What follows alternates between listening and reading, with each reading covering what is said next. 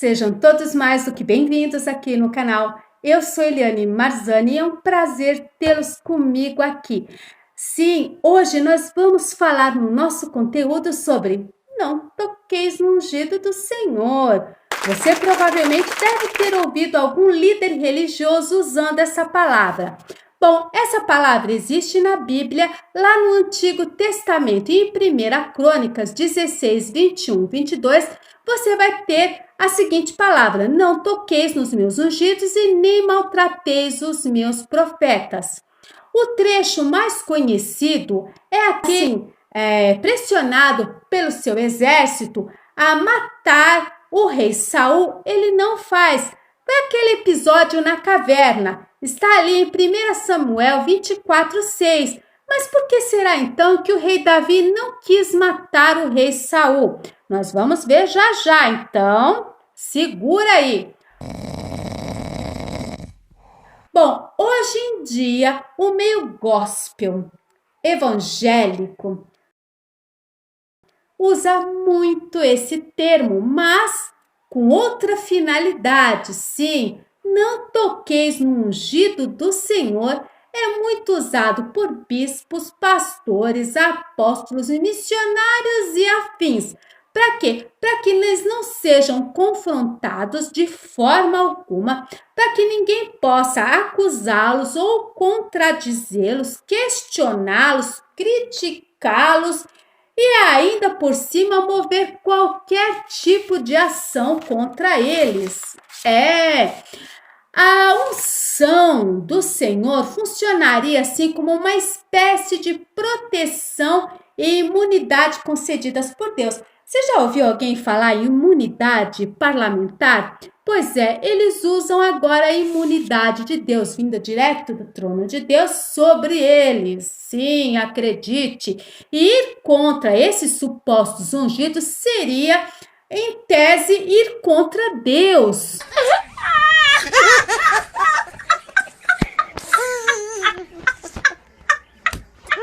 Mas será que é isso mesmo que a Bíblia ensina? A expressão ungida de Deus é muito usada, foi muito usada no Antigo Testamento. Para quê? Em referência aos reis de Israel, quando esses eram, então, separados por Deus, tanto reis como juízes e profetas, separados por Deus, para este cargo. Então era derramado sobre eles o óleo da unção, assim como foi feito. Saul foi ungido por Samuel, ele usou o óleo lá em Saul, está lá em 1 Samuel 10, 1. Davi não queria matar mesmo Saul, porque ele reconhecia, sim, que ele havia sido separado por Deus, não é? Só que Saul estava agindo de maneira indigna para o cargo que ele ocupava, designado ainda mais por Deus. Mas você entenda que em nenhum momento o rei Davi ignorou o fato, de que mesmo tendo respeito pela vida de Saul, ele nunca, mas nunca deixou de confrontar Saul, acusar o rei de injustiça, certo? Por sua perversidade, por persegui-lo sem causa. Ele nunca ficou quietinho, ovelha muda, silêncio. Não, ele falou, tá? Então Davi dizia a seus aliados que era só uma questão de tempo, porque Deus iria realmente acabar matando o rei Saul, por causa dos seus pecados.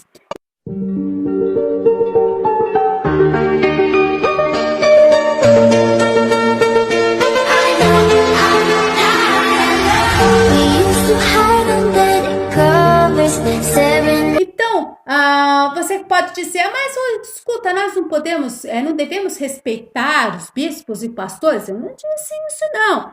Se os bispos e pastores estiverem agindo de acordo com as escrituras, submissos à palavra de Deus, andando em retidão, de maneira digna, não há por que eles serem confrontados, você concorda? Agora, se esses mesmos bispos, pastores e apóstolos apóstolos, né, estiverem vivendo em pecado, né, olha só o que diz em 1 Timóteo 5, 19 ao 20. Aos que vivem em pecado, repreenda-os na presença de todos, para que também os demais temam. Então, tá errado, você não pode ficar quieto, a Bíblia está dizendo isso, não sou eu. Então, o que impressiona mesmo é que nenhum dos apóstolos que andaram com Jesus, eles nunca usaram da imunidade da unção. Muito pelo contrário, eles foram acusados, açoitados, apedrejados, presos, crucificados, decapitados. E, no entanto, eles nunca deram essa carteirada de não toqueis no ungido do Senhor. Isso é um absurdo, tá? Temos como bom exemplo o apóstolo Paulo, o apóstolo dos gentios, né? Esse foi ungido por Deus. Então, quanto sofrimento o apóstolo Paulo teve que passar, principalmente em relação aos crentes da igreja de Corinto, seus filhos e filhas na fé. E, no entanto, em nenhum desses momentos você vai ver o apóstolo Paulo, né, dizendo: como vocês ousam se levantar contra o ungido do Senhor? Ele, em nenhum momento, fez esse tipo de questionamento, né? Então, assim, não toque no ungido do Senhor é uma apelação de quem não tem argumento nenhum, tá? Não tem um bom exemplo para dar, tá? E, assim, como as pessoas são levadas a acreditar que esse tipo de pessoa, ela é ungida do Senhor. Ele usa desse expediente para quê? Para colocar terror na cabeça. Se ele é ungido do Senhor, olha a matemática. Ungido do Senhor, mas Deus, não posso falar porque senão eu estou falando de Deus, né? Eu tô lá. Então, muitas pessoas, às vezes, até ficam chateadas com muitos conteúdos aqui da plataforma. Por quê? Porque as pessoas estão tentando falar: acorda, ovelha. Sabe? Você está sendo usado e as pessoas ficam ainda naquela idolatria.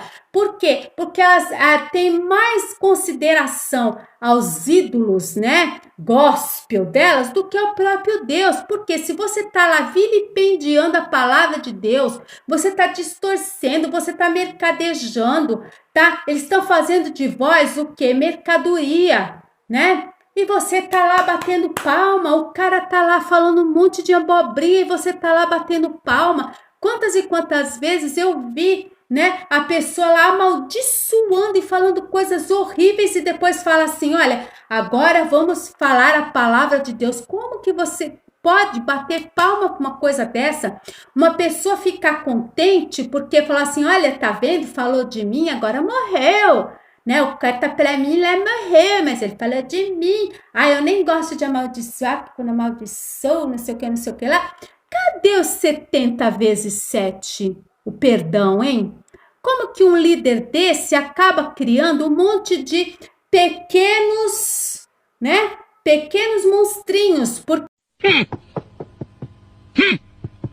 porque as pessoas acabam imitando aquela coisa, sabe? De ficar amaldiçoando, você vai criando filhotinhos também que acabam achando que no dia a dia ele pode amaldiçoar o vizinho, ele pode amaldiçoar o patrão, ele pode amaldiçoar qualquer pessoa que for contra o que ele está falando, ele tem direito de amaldiçoar isso, daí não é bíblico, né? Isso daí é uma pouca vergonha, né? Então, associar certos tipos de coisa é muito triste, gente. O Deus que nós temos é um Deus de amor, ele não é esse Deus com sangue nos olhos que as pessoas estão colocando, até porque Deus fala o seguinte: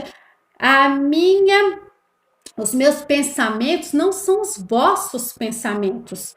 Então, o que nós estamos pensando não é o que Deus está pensando, certo? Então, é um absurdo. Se nem os apóstolos saíram com essa, por que essas pessoas que estão se achando assim, os VIPs daqui da terra, fazem esse tipo de coisa? Somos todos iguais perante a Deus, nós somos todos miseráveis e pecadores.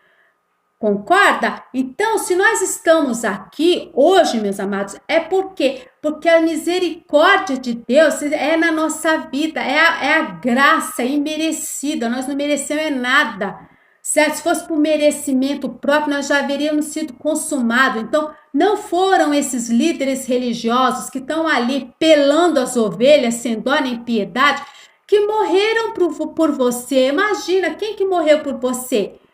Claro que não foi nenhum deles, quem morreu por você foi Jesus Cristo, ele verteu o sangue dele lá na cruz, e mesmo assim ele falou, perdoa porque eles não sabem o que estão fazendo, não é? Então, nós temos que nos voltar para Jesus Cristo e não para profetas e nem para profetadas, né? Essas coisas de ficar chegando em igrejas, né? É só profecia, profecia.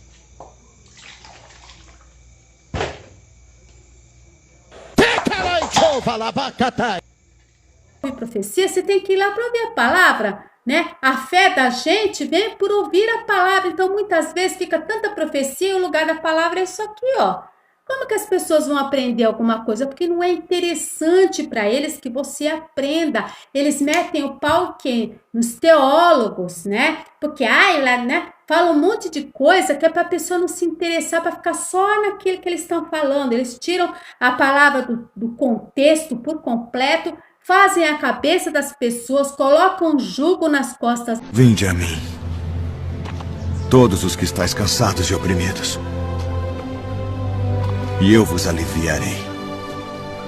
Tomai sobre vós o meu jugo e aprendei de mim, que sou manso e humilde de coração, e encontrareis descanso para as vossas almas, porque o meu jugo é suave. Das pessoas, e as pessoas ainda estão lá patinando na fé por causa desse tipo de coisa. Então, ninguém, meus amados, tem o direito, por exemplo, de impedir você de tomar uma santa ceia, porque a palavra de Deus diz, examine-se a si próprio, não mandou ninguém te examinar, certo? Então, você não pode ser impedido porque você não deu dízimo, porque você... Isso é um absurdo. Onde que está isso? Em qualquer palavra aqui que diz que você não pode tomar sua santa ceia. Então, não fique nas mãos desse tipo de pessoa. Acorda enquanto é tempo. Não fique debatendo se você está vendo que aquela pessoa está completamente fora das escrituras.